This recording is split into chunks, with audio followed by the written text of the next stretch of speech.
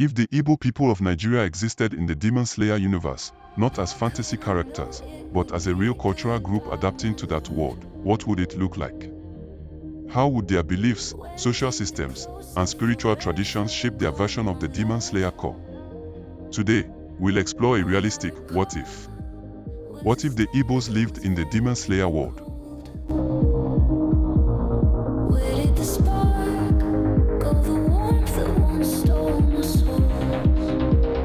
Welcome to Pan-naija, a pan-Nigerian channel where we discuss everything related to the 7 pillars of the Eternal Seven.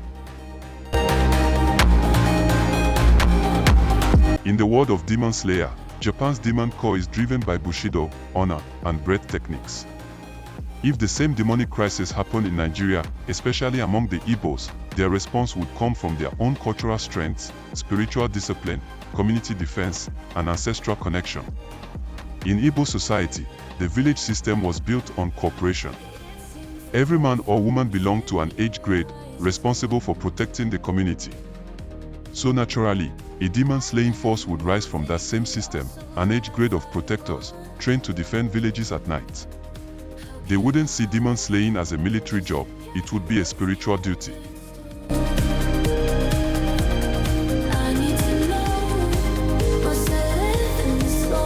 The Igbo worldview is deeply moral. Before Christianity, they believed in Chukwu, the supreme creator, and a network of other major and minor deities and ancestral spirits. If demons appeared, Igbos wouldn't see them as random monsters. They'd see them as spirits that have fallen out of balance, once human, now corrupted by evil choices or forbidden rituals. That means the Igbo slayers wouldn't just kill demons. They'd also try to restore spiritual balance through rituals, prayers, and purification. Their version of Nickering blades might not exist, instead, they'd use ordinary weapons blessed through spiritual rites, coated with herbs or ashes that weaken evil forces. This makes their fight less about flashy powers, and more about faith, courage, and knowledge of the unseen.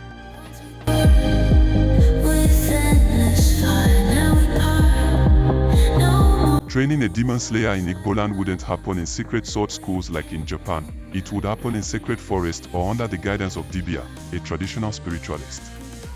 The Dibia would teach not only combat, but also emotional discipline.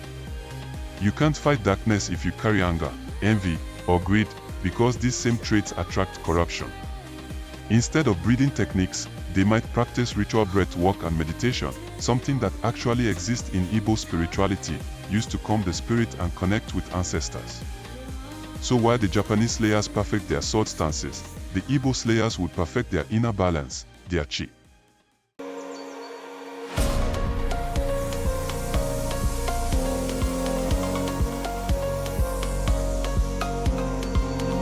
One major difference between the Japanese and Igbo worlds would be the role of community.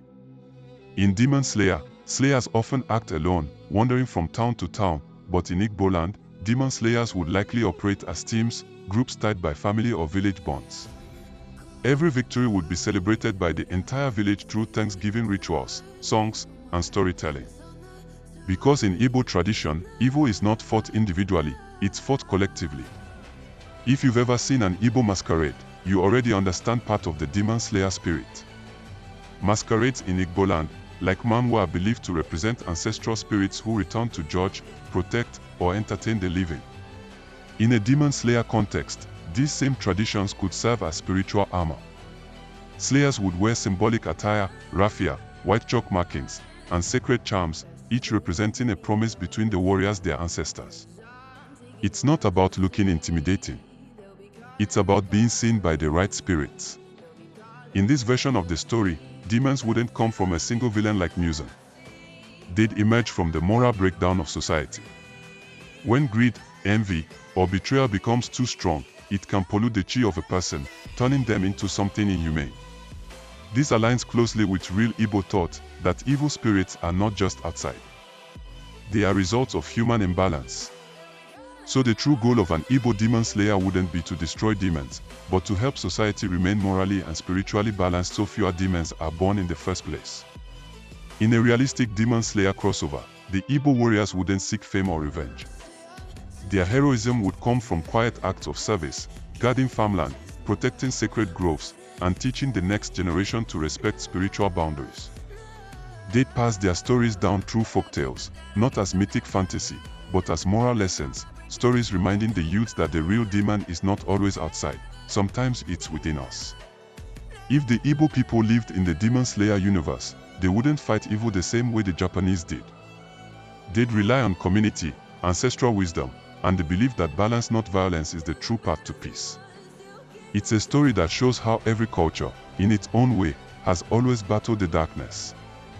And maybe that's what makes humanity truly universal.